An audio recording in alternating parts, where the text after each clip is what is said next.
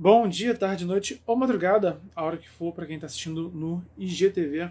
Essa é a live sobre criaturas mitológicas, sobre escrita criativa e criaturas mitológicas. Eu vou falar uma análise e um debate sobre como que os escritores e escritoras geralmente escrevem, se inspiram na mitologia e trazem essas bestas mágicas para a literatura.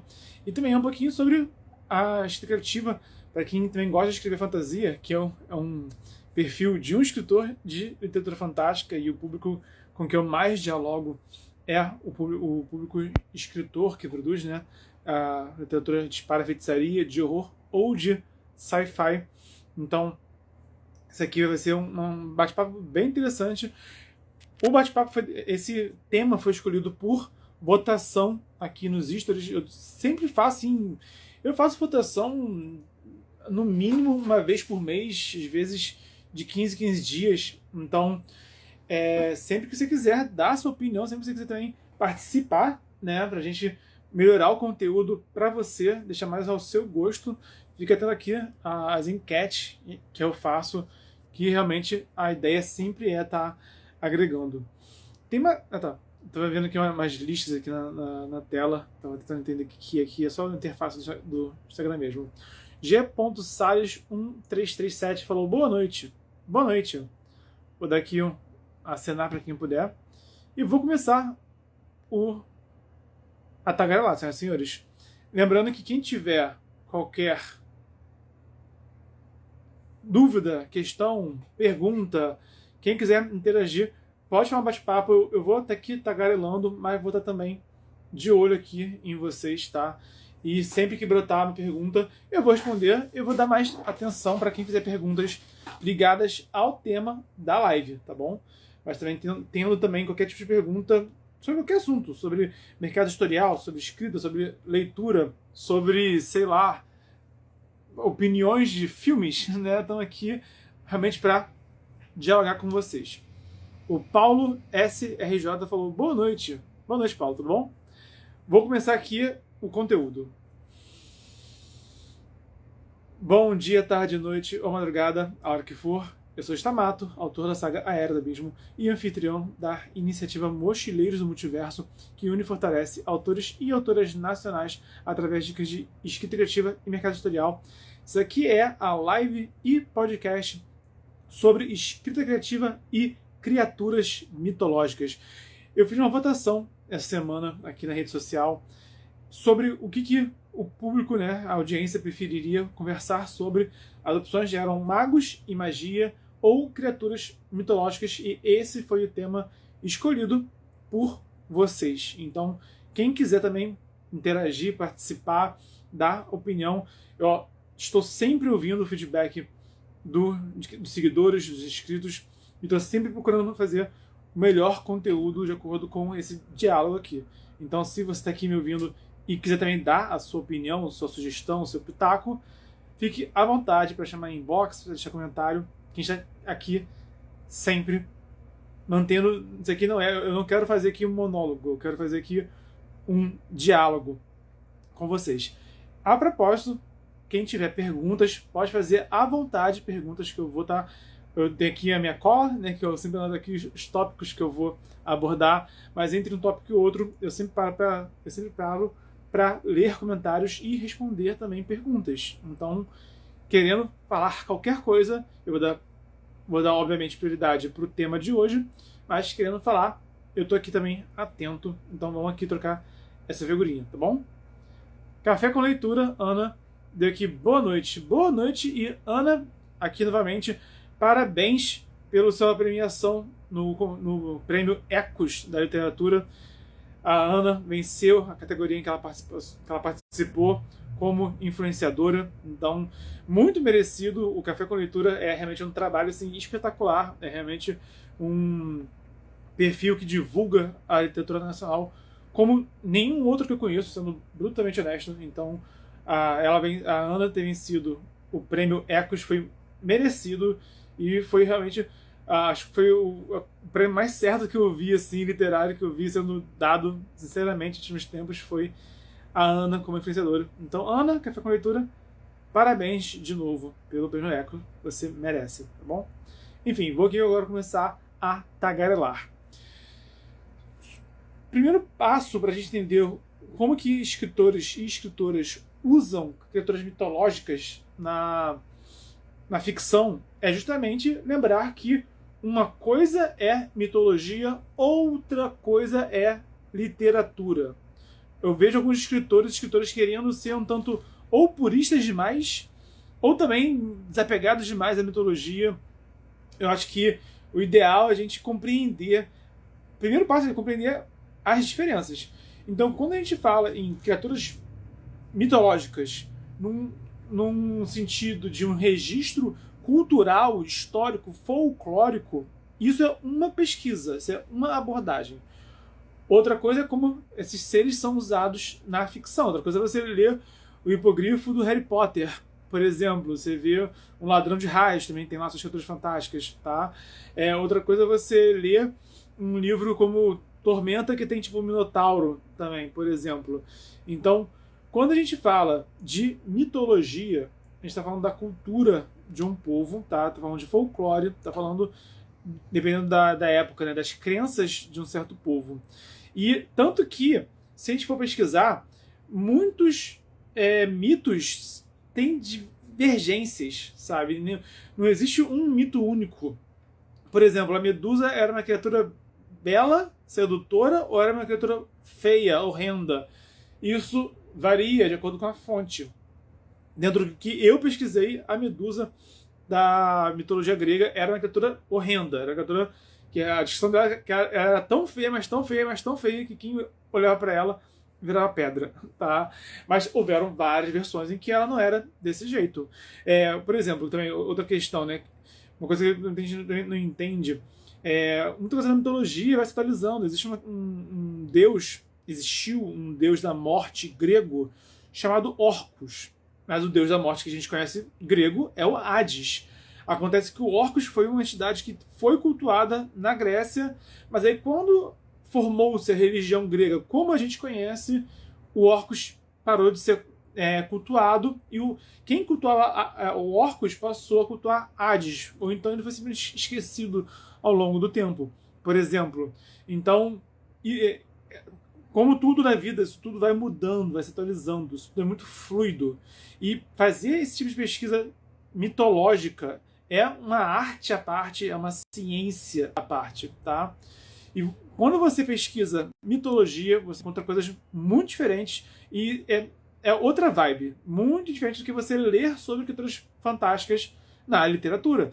Por exemplo, você pode ler sobre dragões em várias peças de ficção, de filme, série, livro, etc. Quando você pesquisa dragão mitologicamente, você vai ter outras fontes. Vai ter o dragão chinês, vai ter o dragão de São Jorge, vai ter o dragão bíblico, vai ter outras coisas. E isso muda e faz parte, tá? E sinceramente eu acho que é importante notar que não tem uma versão certa ou errada. Sinceramente, tem a versão que foi mais popular em determinada região, em determinada época, sabe? Então, o deus grego da morte, mas que foi assim, consagrado, é o Hades. O Hades foi cultuado em mais lugares por mais tempo. Por isso que ele é lembrado até hoje como o deus grego da morte. Mas em outras épocas, em outras regiões, até mesmo na Grécia, era o Orcus, entre outros. Era uma porrada aí no meio. E se você pegar na mesma época e for para outros lugares, vão ter outras divindades com aspecto da morte em outras culturas. Qual que está certo e errado? São fontes diferentes. Mesma coisa na ficção, uma coisa que eu acho que, sabe uma coisa que eu acho que é muito inútil aqui entre nós? A discussão de que no Game of Thrones não tem dragão, porque não tem 4 patas, o dragão deveria ter 4 patas. Meu querido, a palavra dragão significa serpente grande. O dragão chinês parece muito mais uma serpente do que uma lagartixa com asa, sabe? Tipo, e dragão não existe. Então de que adianta discutir se o dragão do Game of Thrones é dragão, ou é Drake, ou qualquer coisa do tipo, sendo que dragão não existe. Pelo amor de Deus, que discussão inútil. Acho que foi a discussão mais inútil sabe, da década de 2010, 2000 para 2020, sinceramente. A discussão mais antes foi, não é dragão. Pelo amor de Deus. Faz mais sentido discutir se o Lula Molusco é Lula mesmo do que discutir se dragão no Game of Thrones é dragão, porque Lula existe, dragão não. E o Lula Molusco tem 6 tentáculos só. Então ele não deveria ser uma Lula. Mas faz mais sentido debater isso, e o motivo pro Lula Molusco não ter 8 tentáculos é um motivo de animação, e dar trabalho fazer 8 tentáculos, então fizeram só 6, né? Tá explicado, né? Esse debate faz mais sentido do que debater se Game of Thrones tem dragão ou não. Mano, se o dragão tem 4 patas ou 2 patas, se o dragão cospe fogo, ácido, gelo, relâmpago, sabe, qualquer cor do dragão, isso tudo fica a critério do gosto de cada um. Né? Vai depender da pesquisa mitológica que você fizer ou literária que foi feita. No fim das contas, o que importa, quem, por exemplo, quiser escrever um dragão, o que importa é você fazer do seu jeito, do jeito que você gostar. Tá? O que eu só. Minha única recomendação, assim, acho que essa é a regra de ouro para falar sobre qualquer coisa que já for consagrada, tá? Qualquer criatura mitológica consagrada, qualquer tipo de arquétipo, qualquer coisa do gênero. Eu acho que o importante é não modificar ao ponto de descaracterizar, ao ponto de ficar irreconhecível, sabe? Dragões, por exemplo, são répteis, têm escamas, voam e cospem fogo, por exemplo. Se for mudar isso, o dragão, em vez de ter escama, tem pena. Sinceramente, corre o risco de causar um estranhamento no público, tá? Então, cuidado. E aí entra o paradoxo, né, o dilema do vampiro que brilha no sol. Por que é tão estranho um vampiro brilhar no sol? Porque, canonicamente, né, os vampiros já são conhecidos popularmente por morrerem no sol, não por brilharem no sol. Então, descaracterizar esse ponto vai gerar um estranhamento muito grave no público, tá? Pode dar errado, né? Estranhamente, esse exemplo do vampiro que brilha no sol acabou tendo um público de maneira assim, que me surpreendeu, sendo brutalmente honesto. Eu não esperava que fossem ser livros que fossem perdurar assim, a popularidade deles fosse perdurar tanto, sabe? Eu também nunca torci contra, não, tá? Eu nunca fiquei tipo, Crepúsculo é só modinha. Eu nunca falei isso porque diziam que isso ia ser modinha e não foi, né? Então, disseram que Harry Potter ia ser modinha e não foi. Então eu vi que Crepúsculo tinha sim potencial para ser popularizado, mas a verdade é que o público que já gostava de vampiro não gostou do Harry Potter. Mas a autora, ela mirou num público que tá pouco se linchando se o vampiro morre no sol ou brilha no sol, né? A verdade é essa. O público dela é um público muito jovem, é um público muito nada a ver com o público que se tinha de vampiro. Então, de uma maneira muito estranha, muito improvável, acabou tendo popularidade, tá? Mas quando qualquer um for usar eu quero fazer, sei lá, quero escrever um Pégaso, mas não vai ser um cavalo alado. Pensa bem antes de fazer isso, e o Bernardo não fez sentido em usar algo de modo descaracterístico, particularmente. Então, eu nunca vou incentivar isso, eu nunca vou falar, sai inventando. Tipo, se for inventar qualquer coisa, faz o seu, sabe? Cria uma coisa nova, cria um bicho novo. Melhor do que ficar usando um termo que já existe pra cagar em cima, sabe? Então, enfim, minhas opiniões. Mas aí, né, você que tá me ouvindo, né, comente aqui embaixo se você concorda comigo ou se você discorda.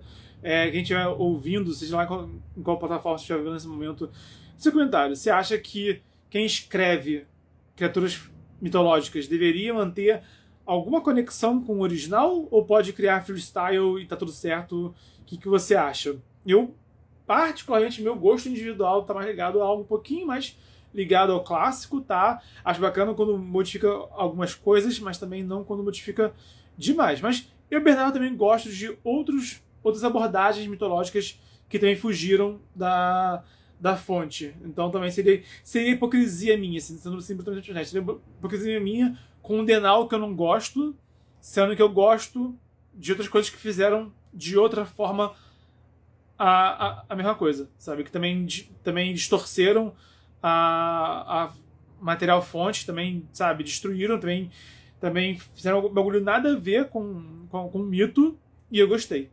Então, né, tira minha pedra aqui nunca, aqui, né? Então, por isso que eu digo, eu não gosto particularmente, evito particularmente, mas não é impossível que dê certo. É bom lembrar disso. Próximo tópico aqui, hoje, já que eu falei que mitologia é uma coisa e literatura é outra coisa, quem quiser se aprofundar no tema, seja porque você quer escrever sobre criaturas mitológicas, ou se você gosta do tema e quer ler mais sobre, eu acho que o primeiro passo, assim, ideal, é o primeiro passo para muita coisa na vida, na verdade, né? É você listar as suas referências. Pensa no que você gosta, e no que você já conhece, e no que você já consumiu. E faz uma lista. Já li tais livros que abordam criaturas mitológicas. Eu vi tais filmes. Eu assisti tais séries. Eu joguei tais jogos. Faz uma lista de tudo que você já viu que utilizasse referências mitológicas, criaturas mitológicas, para você ter essa base. Eu lembro que quando eu comecei a escrever, as minhas referências eram, obviamente, Senhor dos Anéis, tinha Helena Caldela com Tormenta, tinha Dor do Spor com Batalha do Apocalipse. Não entra aqui, por exemplo, o Espadachim de Carvão, não entra aqui, porque ele recria assim, as coisas de um jeito muito autêntico, que não se aplica. Mas eu me lembro agora, por exemplo, da Arma Escarlate, da aventura, que usa a mitologia brasileira, usa o folclore brasileiro de maneira bem interessante, né? Eu adoro aquela varinha com fio de cabelo não é de Saci, é de Curupira. Com fio de cabelo de Curupira, o nome do livro é Arma Escarlate, por causa da varinha com cabelo de Curupira, por exemplo. Então, e não só por isso, né? O livro faz um bom uso da mitologia brasileira, do folclore brasileiro, assim, do começo ao fim. É um livro, assim, espetacular, sinceramente, em todos os níveis. Então, eu lembro...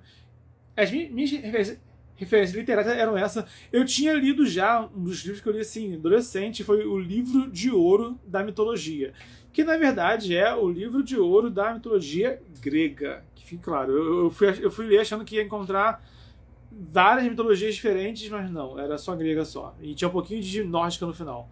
Mas, então, depois eu comprei outros livros de mitologia e li também. Eu li muito também sobre mitologia iorubá, por exemplo, mitologia nórdica, mitologia também egípcia, dei uma pesquisada, tá? Enfim, então... isso é uma coisa também importante para ter em mente, né? Ter também inspirações literárias que inevitavelmente fogem do material de fonte, e também ter lista de referências também mitológica. Também é bem bacana ter os dois. Até para você compreender o seu gosto. Às vezes a gente gosta do mito e não gosta das adaptações feitas com base nesse mito. Às vezes a gente gosta da criação, né? Da recriação, a gente gosta da literatura. E quando a gente vai pesquisar o mito real, a gente não gosta do mito real. Isso é totalmente possível. E, sinceramente, nada de errado nisso. Nada de errado de você ler um mito e descobrir que você não gostou tanto assim dele e prefere a versão atual. Quer um exemplo bom disso? É basicamente os contos de fada e a Disney.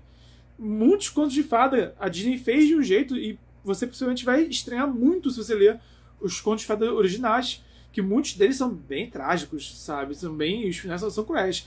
Nem tudo é tão sombrio quanto falam, tá? Tem muitos posts assim que são muito sinalistas, sabe? São muito clickbait de a origem sombria dos contos de fada. Às vezes não tem nada a ver, sabe? Tem vezes que o pessoal vai beijar na maionese, sabe? Eu já li a pessoa dando umas interpretações muito, muito zoadas, assim, dos contos de fada. Enfim, então acho bacana a gente ter essa noção, sabe? Uma coisa é o mito original, outra coisa é o pessoal querendo dizer que era tudo sombrio.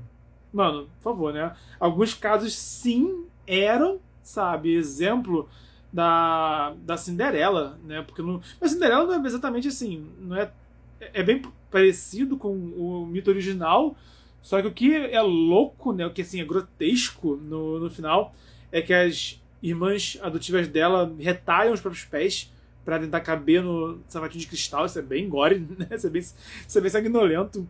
E, então, esse é o ponto da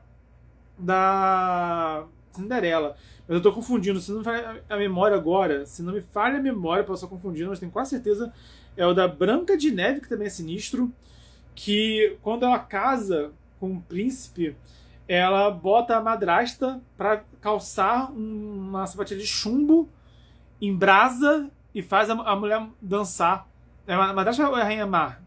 Eu tô confundindo se é a madrasta da Cinderela ou se é a Rainha Má da Branca de Neve, mas uma das duas termina assim. Que termina com a. Isso sim é a versão original.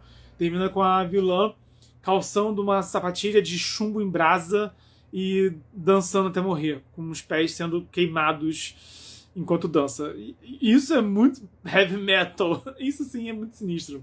Mas nem todos eram assim. Se for ver, por exemplo, eu acho particularmente a origem da Pequena Sereia muito mais trágico do que realmente dark, do que realmente, sabe, sombrio. É trágico, o final lá é triste, né?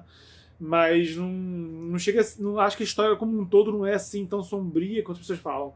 A Pequena Sereia é outra que assim, que a versão original é bem autêntica assim, bem diferente. Ela é loura, não é ruiva, e pro povo lá, eu esqueci qual que é o país, é Dinamarca, se não me engano. Se não me engano, é Dinamarca, posso estar confundindo, tá? Mas pro povo dinamarquês, a Disney ter usado a Pequena Sereia ruiva foi assim, um absurdo, foi algo assim que eles odiaram, eles repugnam a Pequena Sereia da Disney, como muitos dos fãs dos contos de fada clássico, né? Por exemplo, o Tolkien não gostava do Disney, por exemplo, que ele achava... Porque o que o Disney sempre fez foi pegar os contos de fada e recriar num estilo blockbuster extremamente comercial para agradar todos os públicos.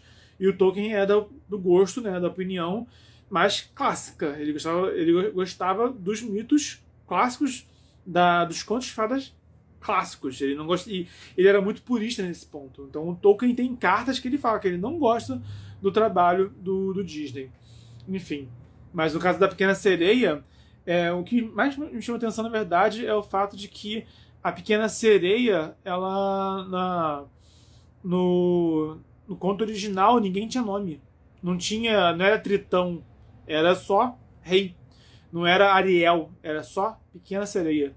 Não era Úrsula, era só a bruxa. Então ninguém tinha nome, e isso dá uma abordagem bem interessante sobre a história, porque você acaba lendo, se conectando mais com as ideias e os conceitos do que com personagens. Então isso é um ponto assim que é um detalhe, mas que faz toda a diferença quando você lê, né, o original. Enfim, então, mas acho bacana ter, se você gosta de um mito, lê o clássico, lê a versão original. Talvez você goste, talvez você não goste. Talvez você goste mais do mito clássico, talvez goste mais do original. Eu sempre adorei o Hércules, por exemplo. Eu tinha uma série do Hércules que eu adorava na televisão. Teve o filme da Disney que eu também gostei. Quando eu assisti o filme da Disney, eu já era pré-adolescente, eu saquei que não tinha nada a ver, sabe? Porque na série de televisão do Hércules, a Hera era a vilã, né? Então eu sacava que a Hera era assim, ó, antagonista ao Hércules. Enquanto que no filme da Disney, né, a Hera, ela é... Primeiro que ela é mãe do Hércules, no mito ela não é a mãe do Hércules. E segundo que o Hércules, o Zeus e a Hera são, tipo, muito bonzinhos no mito, sendo que eles são muito bonzinhos no filme, sendo que no mito, o Zeus... Nossa, o Zeus ele é ruim, ele é sangue ruim pra caramba, como tudo na mitologia grega, né? A Hera, ela também é, tipo assim, ela não é má, né? Ela é inclemente, ela é impiedosa, e ela tem motivo para não gostar do Hércules, né? Convenhamos, né? A gente vê um pouquinho essa relação da Hera e do Hércules hoje em dia, assim, uma recriação, tá? Não é adaptação não, mas é recriação, na minha opinião, de Mero Mortal, é a criação do Jon Snow com a Catelyn Stark. Eu acho a relação da Catelyn Stark com o Jon Snow muito relação da era do Hércules. Assim, eu acredito que tenha tido ali alguma inspiração do Martin, por exemplo. Mas os mitos do Hércules são também bem pesados. Se for ler assim, original, os 12 trabalhos dele são bem heavy metal. É a história que ele mata a esposa dele, o filho dele, porque a Eren enlouquece ele, faz ele matar a esposa e o filho. Isso é bem trágico, né? Muitas histórias antigamente eram muito focadas na tragédia, mais do que final feliz. Final feliz é uma coisa muito contemporânea, se a gente for para analisar. Eu vou comentar aqui, vou ler os comentários, tá? E depois eu continuo aqui falando sobre detectiva e criaturas mitológicas. Cadê? Procurando.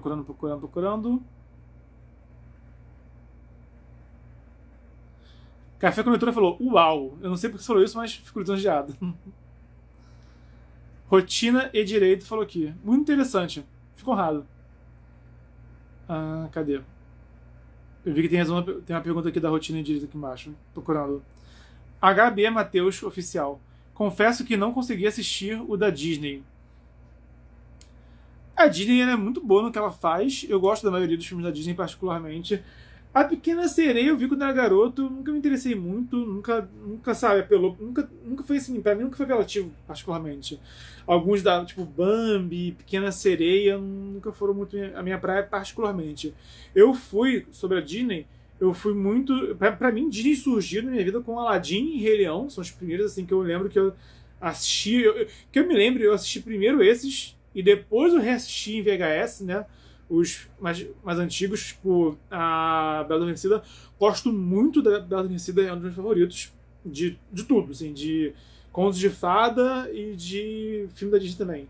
Mas Aladdin, que é a adaptação de Mil e Uma Noite, adaptação freestyle total de Mil e Uma Noite, acho que dos filmes da Disney que se divergem do original, o Aladdin é um dos bem nítidos, assim, sabe? Rei Leão é Hamlet. Rei Leão é muito Shakespeare, muito Hamlet, muito. E daí em diante, aí sim, assisti o Tarzan, assisti o Hércules, né? Mulan também é uma das minhas favoritas, inclusive o Mulan é a minha princesa favorita. A Mulan e a Meg do Hércules, né? Que é a Megera, né? É estranho se lembrar, né? Pô, a Meg, que é tão interessante, né? Ela chamam de Megara, que acho que a versão em inglês do nome, mas a versão em português da esposa. A Megera da mitologia, que hoje em dia Megera é apelido para mulher antipática, né? Mas a Megera era a esposa do Hércules. Surgiu aí o nome. Se popularizou através daí. Enfim. A Rotina e Direito falou aqui. Você sabe o original da Rapunzel? Não sei. Se eu li, eu esqueci. Devo ter lido em algum momento, devo ter esquecido em algum momento, mas eu não sei. Se der pra contar aqui um comentário pequenininho, comenta aqui e eu leio depois o original da Rapunzel.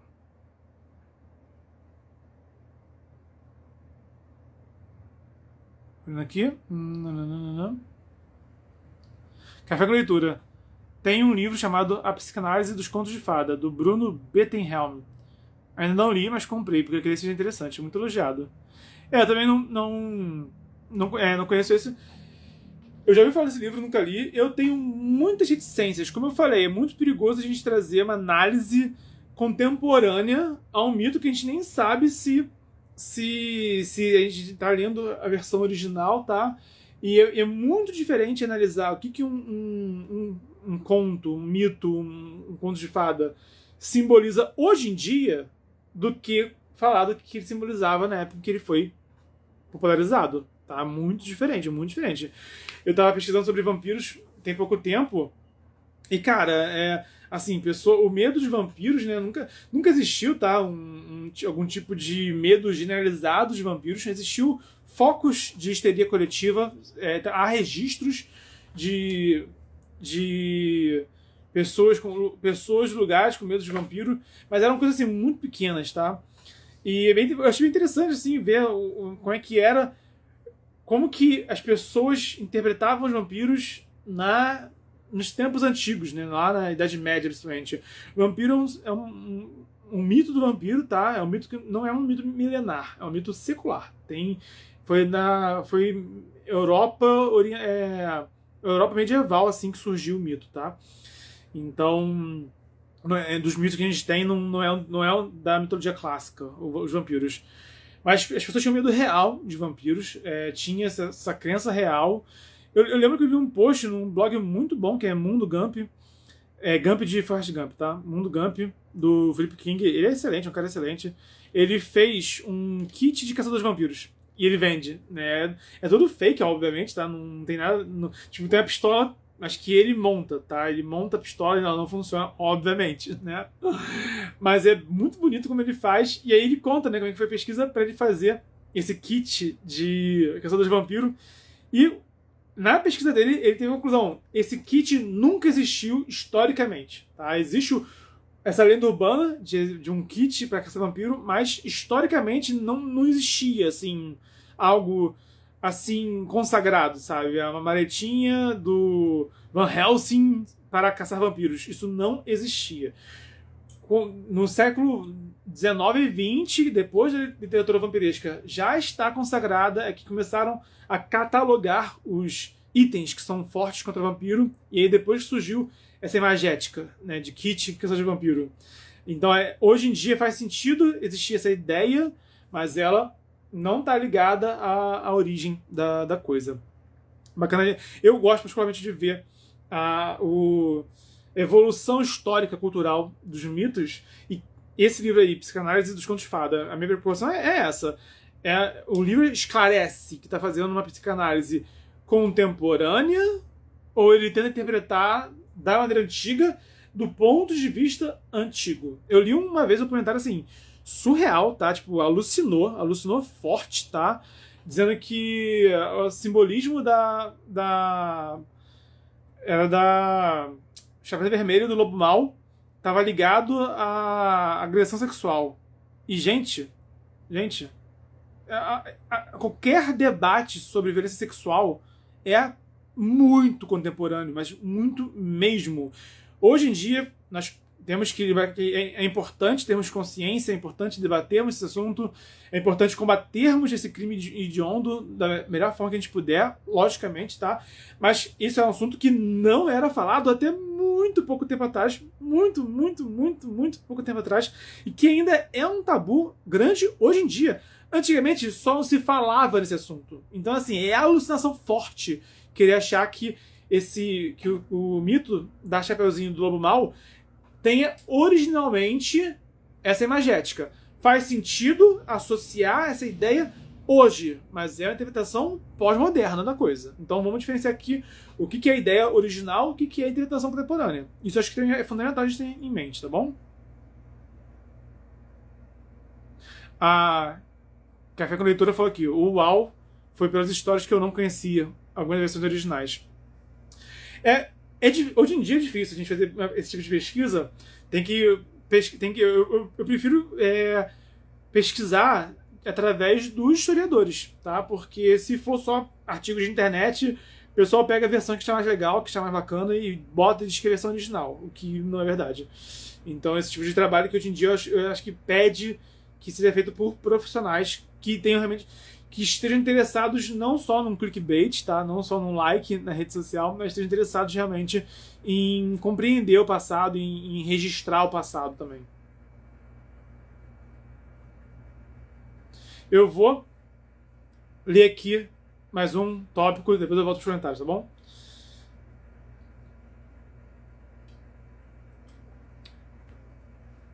Depois da gente compreender que mitologia é uma coisa e literatura é outra, bem diferente, e de listar quais são as nossas referências, seja elas literárias ou da cultura pop ou mitológicas, listar aquilo que eu já conheço, aquilo que eu já li, já assisti, já joguei, etc.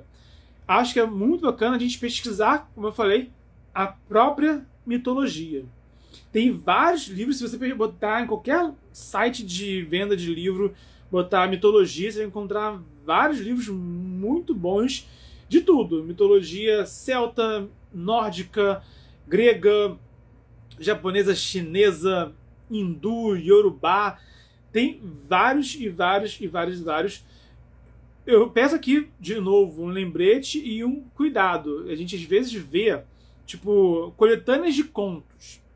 E aí tem que saber, é uma coletânea dos contos originais ou contos inspirados? Faz toda a diferença.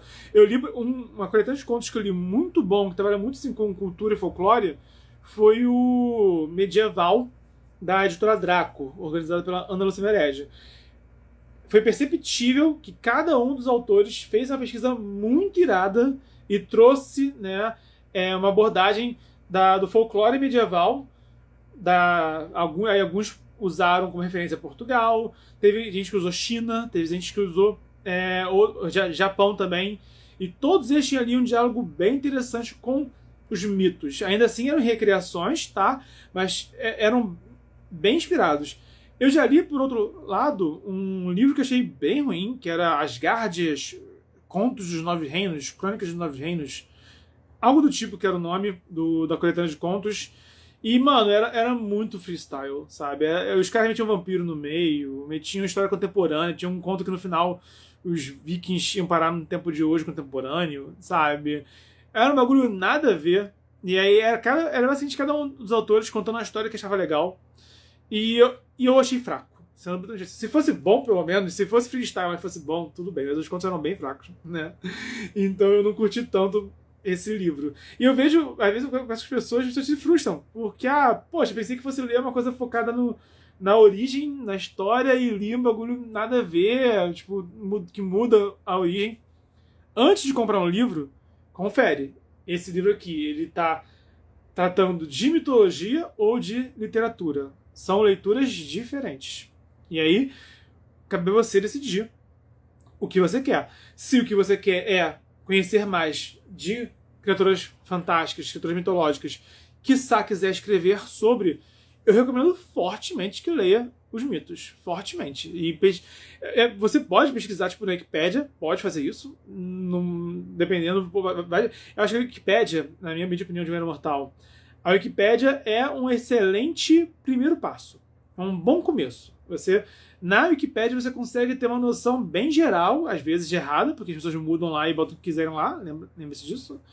Mas é um bom primeiro passo. Você lê lá, compreende um pouquinho e te dá um norte para você ir além das suas pesquisas. Até mesmo decidir se você quer ler mais sobre isso ou não. De repente, quero conhecer, exemplo, mitologia celta. E aí você vai lá e não gosta do que leu, sabe? Direito seu, não leia mais. Simples assim, né? Então, de repente, pode ser também tanto um critério de corte, como também um ponto inicial. Mas, se você quer realmente mergulhar a fundo, escolhe uma mitologia que te interessa mais, compra um livro e dá uma lida. Tem muita coisa boa por aí e é uma das leituras que eu acho mais enriquecedora. Eu tô aqui falando com vocês sobre o assunto, tô sentindo saudade de ler sobre mitologia. Acho que eu vou separar na minha estante algum livro que eu não li ainda de mitologia e vou separar nas próximas leituras. Falei tanto que deu vontade agora, né? Mas enfim, é bem bacana esse tipo de leitura, enriquece muito para todo mundo. Isso aí, até quem gosta só de ler literatura, ler mitologia também é bem enriquecedor, tá? Deixa eu ver aqui uns comentários. O HB Matheus Oficial falou: eu gosto muito da Disney, kkk.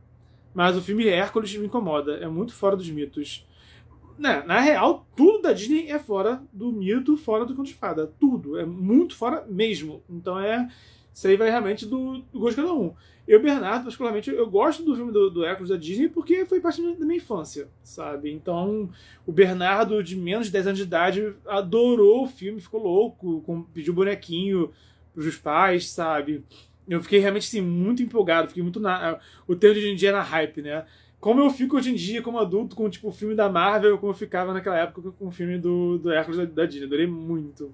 Então eu tenho assim, eu mantenho particularmente um carinho grande pelas coisas que eu gostava quando garoto. Até quando eu cresci e olho e falo, cara, isso aqui é ruim, né? Por mais que eu reconheça que seja ruim, eu olho e falo, não, mas eu quando criança eu gostei disso. Então isso tem um valor. Há um valor aqui que eu não vou também descartar, sabe? É assim que eu lido particularmente com esse tipo de coisa. Então o filme do Hércules, ele realmente é muito freestyle, né? Tem coisas muito bacanas. A cena da Hidra é muito boa. Eu adoro a Hidra do Hércules. Acho que é a melhor, considerando assim, os mitos, né? A melhor parte do filme da Disney do Hércules é a Hidra, né? Porque, por exemplo, o Hades como vilão não tem nada a ver, né? Eu gosto das moiras também, gostei muito das moiras do Hércules, as fiadeiras. Aquela cena das 3 bruxas com o olho lá, aquilo é fantástico, eu adoro aquilo. Então, esse que é o ponto. O filme tem algumas coisas muito boas, assim. Aí, lógico, tem umas coisas que são nada a ver. Hércules, Zeus e Hera como bom pai e boa mãe, né? Hades como vilão. Isso aí realmente foi uma licença poética muito forte que a Disney tomou e, enfim, ficou bacana. Gomes Carneiro Lucas. Meu filme favorito da Disney é O Corcunda de Notre Dame. É muito bom o Corcunda de Notre Dame, é bem sombrio também, acho que é o filme mais sombrio, é um dos mais sombrios, não mais todos não, tem uns que são piores. Mas o que, dos filmes que a Disney mantém, né, no cânone, que ela mantém assim como parte do seu catálogo, esse eu acho que é um dos mais sombrios, talvez o mais sombrio de todos. Então é um filme muito bom, mas o Corcunda de Notre Dame, eu não vou falar muito dele não, porque não é tão mitológico, né? Ele tem, sim, os gárgulas. Minha luz falhou aqui, deixa eu ajustar aqui minha luz. Voltou. E não tem muita coisa assim de mitologia no Corcunda de Notre Dame. É um livro, é uma literatura clássica muito boa, mas é um debate para outra hora. Rotina e ele falou: obrigada, de nada. Paulo SRJ. Eu tenho uma dúvida sobre mitologia. Algum autor criou uma mitologia própria? Isso é debatível, cara. Eu já vi falar já de mitologia moderna, né? Que basicamente tudo que é tipo Star Wars, Harry Potter é mitologia moderna, que já chamaram já, sabe? Mas é bem diferente, né? Porque os mitos um dia foram religião, né, das pessoas. Hoje em dia o entretenimento já não tem mais essa questão de ser cultuado, né, de alguém achar que um dia foi real. Ninguém acha que Harry Potter foi real, sabe? Então, aí depende do uso da palavra. Eu acho que essa pergunta acaba sendo mais semântica do que realmente uma questão assim, da essência da coisa, tão conceitual, assim, sabe? Semanticamente, mito é aquilo que não é questionável. Não está sujeito a questionamento. Isso é mito. O mito se opõe à ciência. Quando a gente fala assim, da semântica da palavra. Então, por exemplo, eu já causei estranhamento a algumas pessoas porque eu falo da mitologia cristã. E já me perguntaram Bernardo, você acha que o cristianismo é só uma mitologia? Não, eu não acho que é só uma mitologia.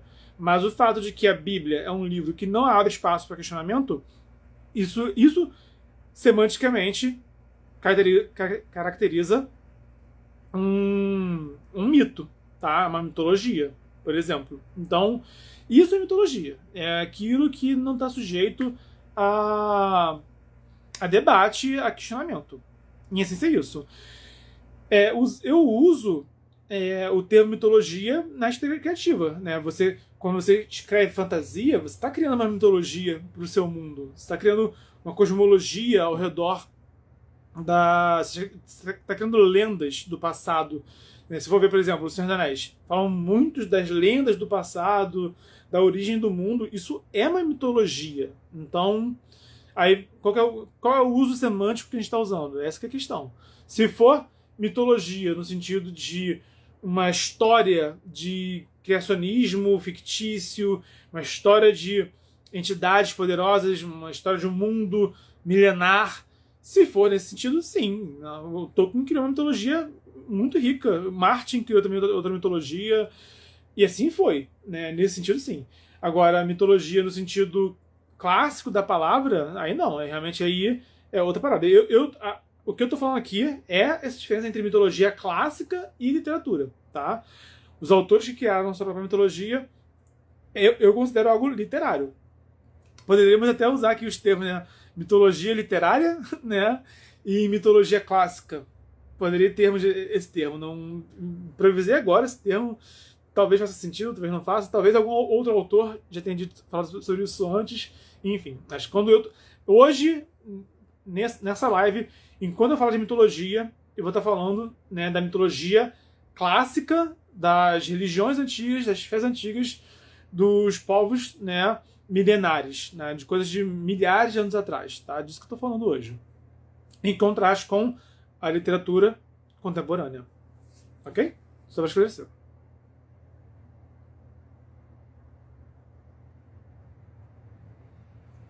Eu vou falar aqui mais um tópico, depois eu volto aqui nos comentários.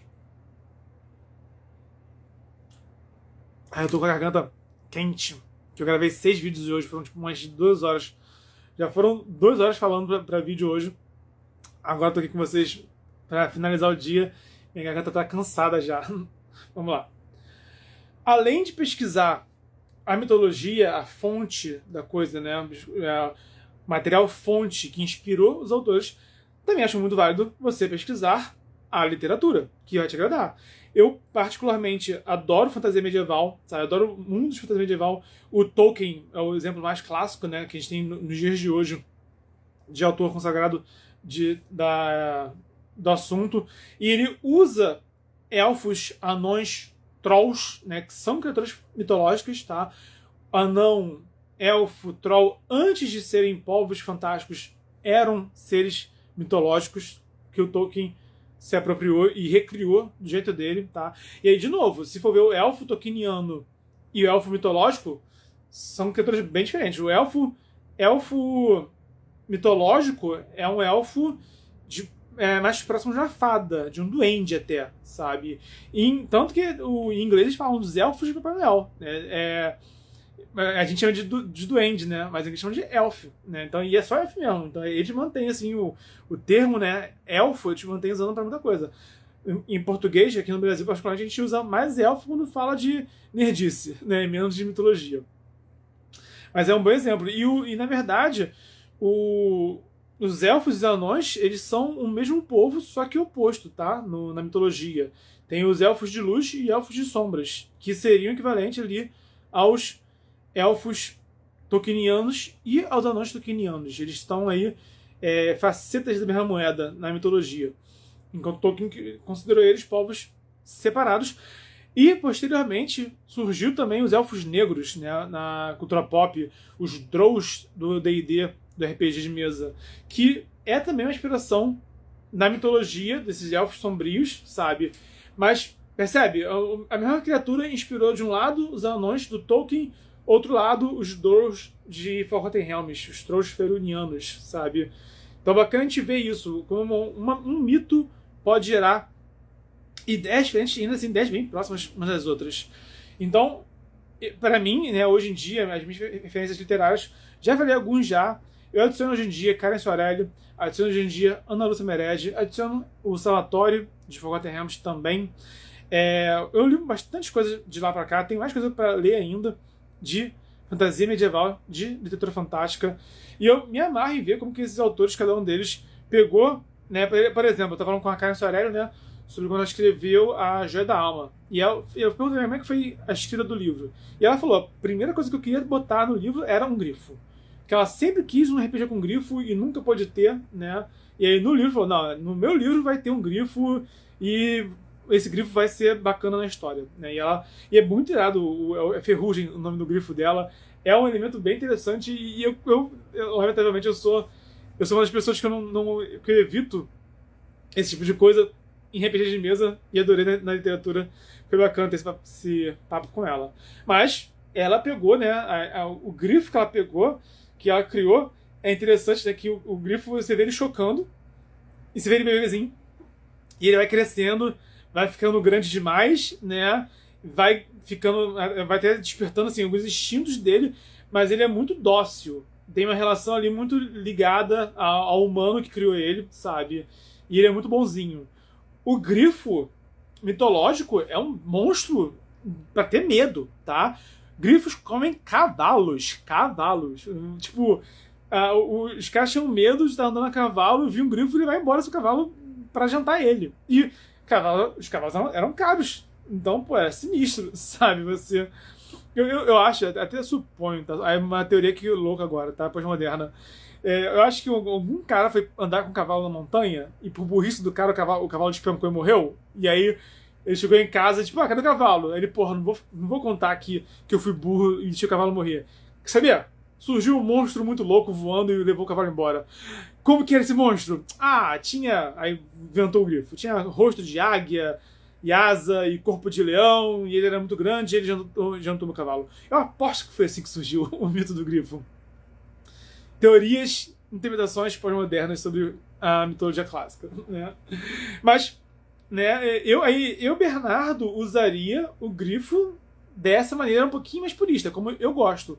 Inclusive, né, falando em Tormenta, os Minotauros de Tormenta, e não só de Tormenta, também os de Dragonlance, são um povo extremamente ordeiro, organizado, civilizado, assim. É um povo, assim, muito greco-romano. Os Minotauros de Arthur representam a Grécia, né, a cultura greco-romana do mundo. Eu, Bernardo, não gosto dessa tração, acho maravilhosa em Tormenta. Quando eu escrevi Minotauro, eu botei um monstro. Para mim, Minotauro é monstro. Não é raça, não é gente. Minotauro não tem capacidade de diálogo, tá? Como uma pessoa. Não. Para mim, assim, o Minotauro é muito mais besta. É uma besta humanoide, é um monstro humanoide, né? Porque anda em duas patas, tem braço, né? Até gostei mais do Minotauro com um machado na mão. Não sei se no mito ele usava arma ou se ele ficava com a mão livre, não sei, sinceramente, né, no labirinto do Minotauro, mas sinceramente, se ele não usava machado, bom, eu acho legal ele de machado, aí, de novo, né, a minha licença poética que eu uso inevitavelmente, mas pra mim o Minotauro é monstro, acima de tudo. É como eu gosto de interpretar essa criatura, e até pra não fazer, né, tipo, e se eu fosse criar uma raça de Minotauros em Era do Abismo, como fazer algo que não fosse já muito parecida com Arton, sabe? Outro exemplo assim, de Minotauros na cultura pop hoje em dia é o Warcraft, o jogo. Tem o WoW, né, o World of Warcraft, e tem o Warcraft clássico, que tem os Tauren, que são inspirados em Minotauros, mas eles foram muito autênticos, que eles pegaram os Minotauros, né, os Tauren, e fizeram uma parada muito inspirada na cultura indígena estadunidense. Então são aqueles animais bovinos que vivem naquelas pradarias, sabe? Que vivem ali naquela região lá. E eles usam muito, eles têm totem, por exemplo, né? Totem é muito ligado à cultura indígena norte-americana, sabe? Então isso ficou bem bacana. Eu gostei muito do Tauren, é um bom exemplo de como você usar um ser mitológico de maneira original, sinceramente, e que ficou harmônico, ficou bem bacana, eu gostei. Mas aí também, de novo, eu acho eles muito bonzinhos, eu prefiro o Minotauro sangue nos olhos também, né? Então por isso tudo, né? Olhei os Minotauros de Arton, olhei os Tauren de Warcraft, pensei, como é que eu vou fazer aqui os meus Minotauros? Quer saber? Vai ser monstro. E vai ser isso. E vai ser uma ameaça, assim, implacável. Foi assim que eu abordei no meu livro. Mas eu tive referência mitológica e literária. Isso é bacana de lembrar. Eu já tinha lido Inimigo do Mundo, do Caldela. Já tinha o Artorias, que é um personagem minotauro muito bacana. É um dos melhores personagens do livro, inclusive. Né? Então, ok. Já li sobre esses minotauros civilizados legais. Né? Vou fazer o meu. Vai ser bem diferente. Então, pesquisa também livros que se inspiraram em literatura para você também ver como que os autores consagrados já fizeram, para você também ver o que você gosta, o que você não gosta, para você ver que de repente alguma ideia sua já foi usada e não é nada autêntico. Isso acontece pra caramba. Acontece muito da gente pensar que tem uma ideia autêntica e quando for ver, outros já fizeram. Então temos que tomar cuidado com isso, tá? E aí não tem jeito. Quanto mais leitura, melhor. Eu vou responder aqui alguns comentários e vou voltar para o último tópico da live de hoje.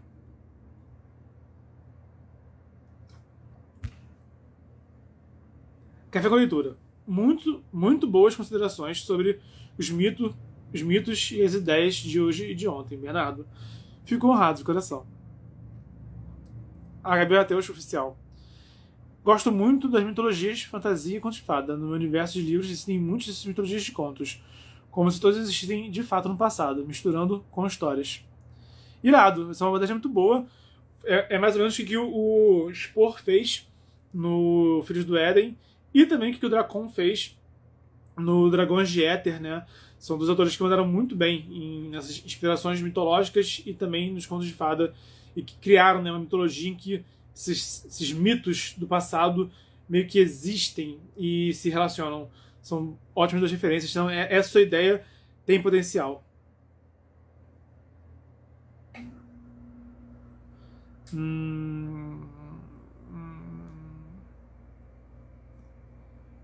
Vendo aqui.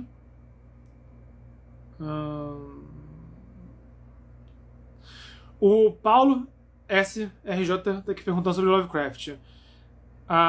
Sobre os mitos de Lovecraft são baseados em pesadelos do autor, com algumas criaturas dele. Fiquei impressionado com o nível de descrição delas que o autor faz.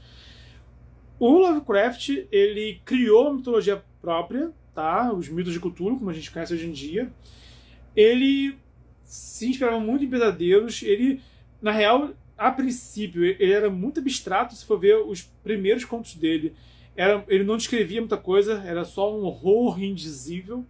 Ele começou a ficar mais substancial no final da vida dele. Quando você lê, por exemplo, nas Montanhas da Loucura, já tem um horror bem substancial, e a inspiração dele mitológica, eu acho que foi até diminuindo com o tempo. Mas o que ele fez, ele pegou, por exemplo, ele fala de um deus chamado Dagon.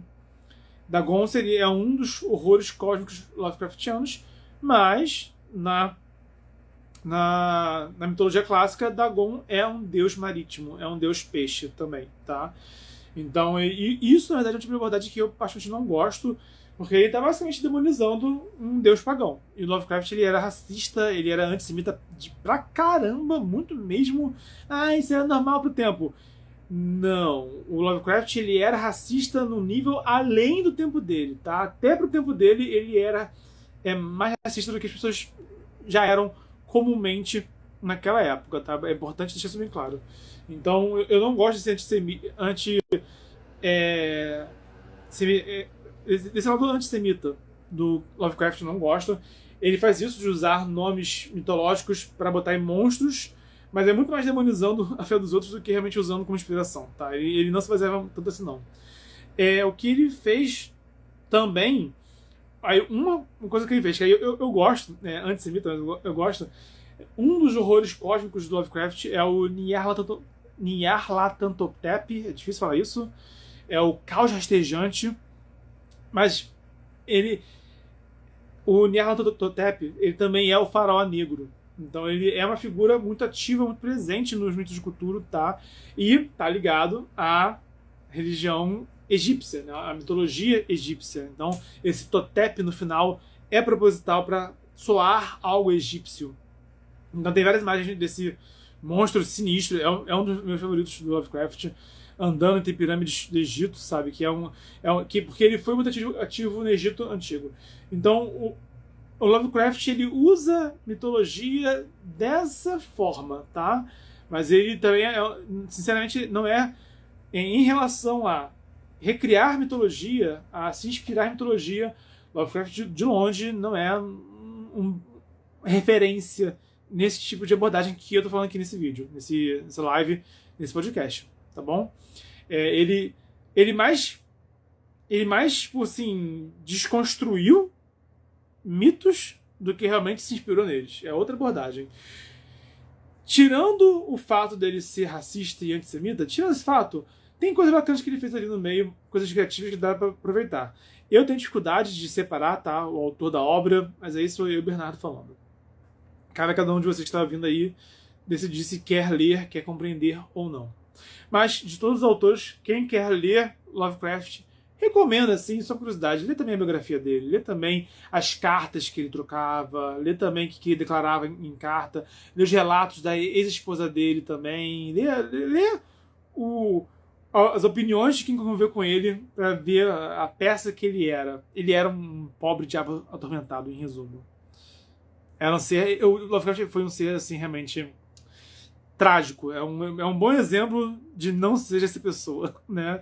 Que bom que hoje em dia, né, no fim das contas, quando eu leio Lovecraft, eu penso, né, que bom que hoje em dia, século XXI, existe terapia, né? Que bom que existe psicólogo, que bom que existe Rivotril, porque eu acho que teria feito bem a ele. Enfim, vou ler aqui mais comentários. Jonathan Gasparati. Não, é Gasparti, desculpa. Jonathan Gasparti. Tem algum livro que mistura mitologia egípcia com grega e bódica, etc.? Olha, mais ou menos. Como eu citei, quem me vem em mente é o Filhos do Éden, do Daspor.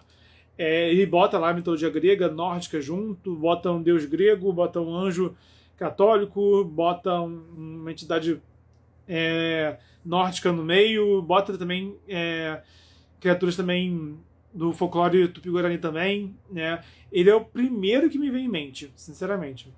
Mas não conheço ninguém assim, nenhum livro que tenha focado em mitologia, porque o Lovecraft, desculpa, viajei. Porque o Spor, ele foca em anjos e demônios, é o foco dele. E aí junto disso ele bota outros seres também. Agora, alguém que foque mais nessa mitologia clássica, né? Até antes de Cristo, por exemplo, né? Já não conheço particularmente. Deve ter. Acho que seria uma abordagem muito interessante, sinceramente. Seria bacana ter um livro assim, hoje em dia.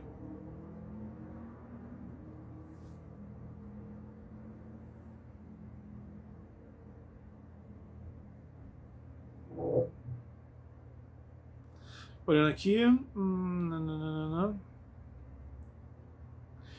HB Malteus Oficial. No meu quarto livro tem um mago montando Pégaso. Aparecem centauros e sereias na Grécia, fadas, gnomos, duendes, criaturas do Éden, druidas e ainda aparece Jesus Cristo. Mas não descaracterizo. É bastante diferença, bastante mistura. Os personagens apenas adaptam como se todos tivessem vivido no mesmo mundo. Mas só o quarto livro se passa na Idade Média. Instigante. Gomes Carneiro Lucas. Eu acho engraçado que os centauros não se popularizaram tanto quanto os minotauros. Tem explicação? Cara, eu me lembro. Eu citei aqui, por exemplo, a série do Hércules, né? Era uma série em live action, que na série tinha mais centauro do que minotauro, particularmente. Então isso varia de tempo em tempo, varia de mídia em mídia. Existem os dois, tá? Se você procurar, você vai encontrar centauros e minotauros por toda parte. Aí varia o que está popular hoje em dia, né? E o que faz hoje em dia diferença. Bernardo, particularmente, aí, de novo, né, para mim, centauro já seria já um povo, enquanto o minotauro seria um monstro. Eu acho. E aí é uma diferença que Bernardo, dou dentro do que eu escrevo na minha criação, na minha interpretação, tá? E aí, para apresentar centauros, eu precisaria apresentar um povo, uma cultura, sabe? Precisaria apresentar aí uma galera. Por exemplo, no livro do Caldela, na Troja Tormenta, o segundo livro tem um centauro. Então, se for ver por esse lado, é bem equilibrado. Na Troja Tormenta tem Minotauro no primeiro, Centauro no segundo, e nenhum dos dois no terceiro. Né? Depois que a Carmen Sorelli trouxe a Deusa do Labirinto, que tem muitos Minotauros, mas depois de muitos anos, acho que mais de 10 anos depois da trilogia do Caldela, por exemplo. Então varia de tempo em tempo, varia de abordagem para abordagem. Então, no fim das contas, acho que é o gosto dos autores que estão aí produzindo.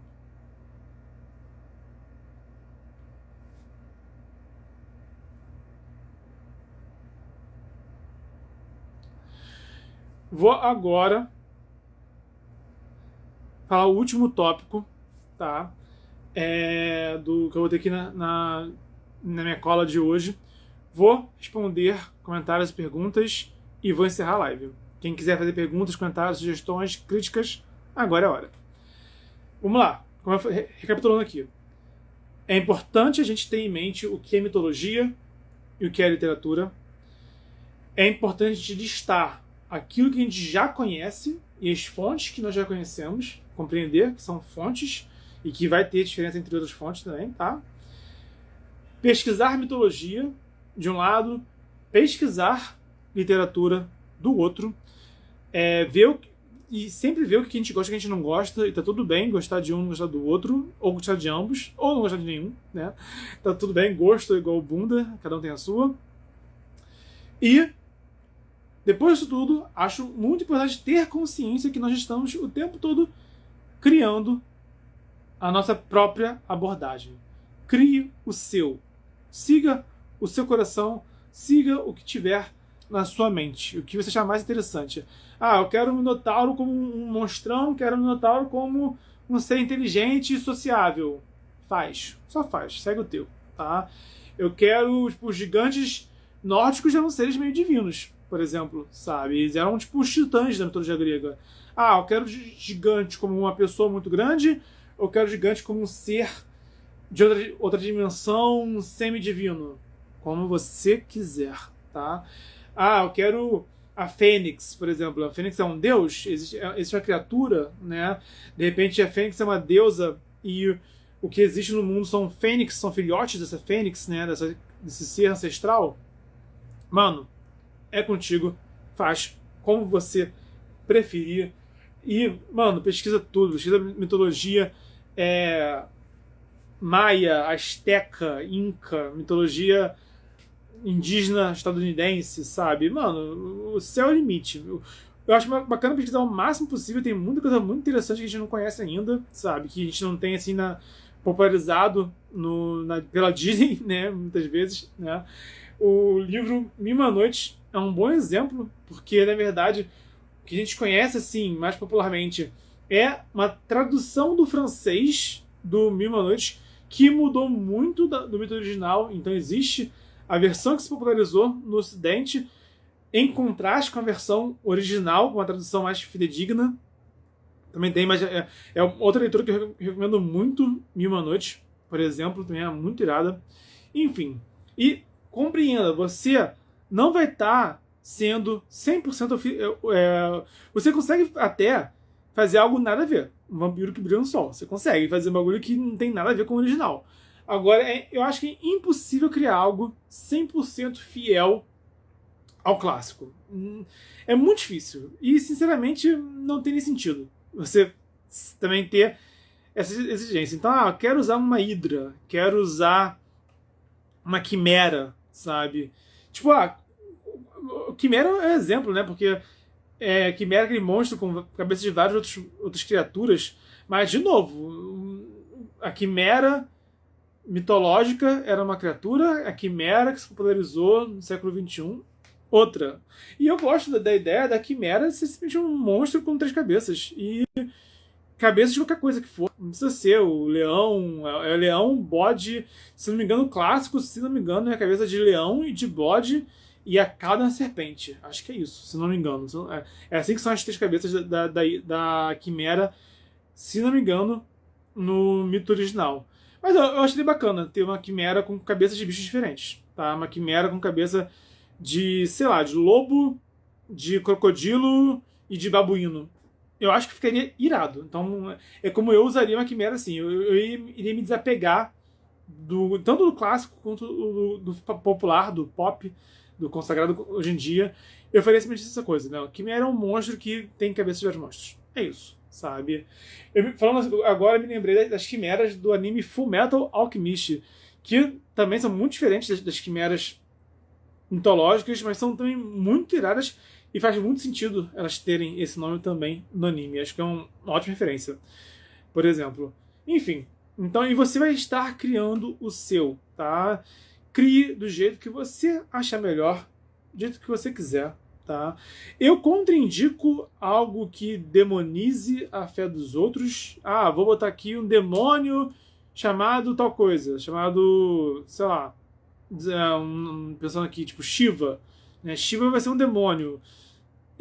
Eu contraindico esse tipo de uso, eu acho preguiçoso e desfeitoso. Eu acho que a gente consegue ser melhor do que isso, a gente consegue fazer algo melhor do que isso. Inclusive, se você for estudar demologia, você vai encontrar vários demônios interessantes que não são deuses pagãos demonizados. Esse é já fiz essa pesquisa, já descobri quais demônios da Goetia são de fato criações, né, do cristianismo e quais são simplesmente deuses que foram demonizados de outras culturas. Que eu sou contra esse tipo de coisa, particularmente, tá? Contraindico, mas crie o seu. E, mano, a graça de escrever é a gente ter liberdade poética. Então, não siga seu coração. Se for algo muito próximo ou muito distante do original, cabe a você e aos seus leitores decidirem se ficou bom ou não, e é isso que importa, nada mais, nada menos. Eu vou agora ler os comentários e vou finalizar.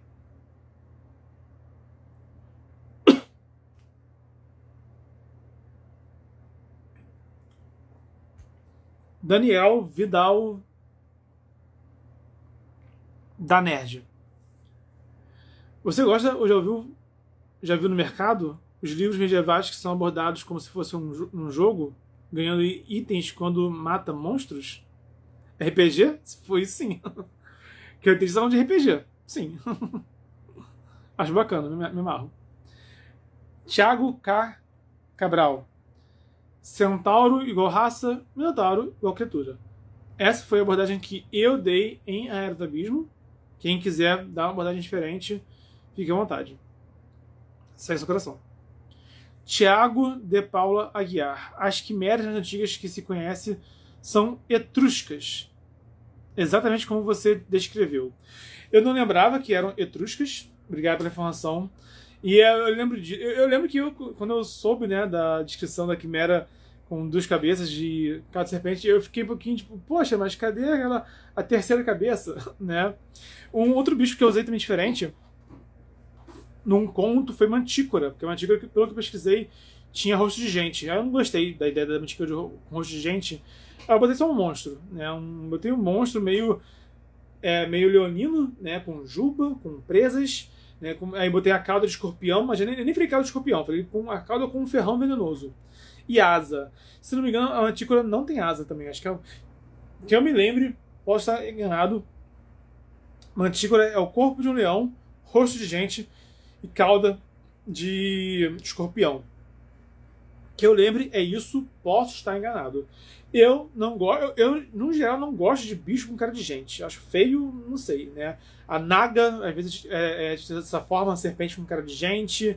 Tem vários bichos que são assim, é um bicho com cara de gente. Esfinge eu não desgosto, mas também não me interessa o suficiente para botar no livro até hoje. Talvez um dia eu bote. Mas por enquanto eu botei já metáforas a esfinge, mas não a esfinge em si. Mas, no geral, eu não gosto de bicho com cara de gente. Minha opinião era mortal, tá? E aí, quando eu escrevi uma mantícora num livro, eu botei uma outra abordagem, uma outra pegada. Tiago de Paula Aguiar. Os antigos entendiam como 3 cabeças porque parte cobra tem a cabeça dela. Sim, né, a cabeça de leão, de bode e a serpente atrás. Faz sentido, né? Mas aí eu, Bernardo, nerd, século XXI, né, eu olhei e sei lá, senti falta de ter 3 cabeças lado a lado, né? Opiniões, impressões, né? Mas hoje em dia eu já me desapeguei também dessa figura da quimera a qual eu conheci. Eu também já me desapeguei dela já. Eu gosto bacana, quimera. E eu acho que quimera dos monstros, né? Que a gente pode desconstruir com mais facilidade. A ideia já é uma desconstrução por si só. Então, quando chega quimera, eu vou dar ali uma abordagem própria minha, diferente dos mitos, com certeza. Senhoras e senhores, uma honra imensurável estar aqui com vocês. Muito obrigado para quem ouviu até aqui. Obrigado para quem está comentando, participando. Obrigado para quem está lendo e escrevendo, né? Somos nós que mantemos a chama da cultura acesa no Brasil. Então, semana que vem, temos live, mesmo horário, mesmo canal, vocês já sabem já. Então, é uma honra imensurável. Se você gostou, deixa o like, se inscreve, ativa o sininho e até o próximo vídeo e a gente vai para o multiverso. Valeu!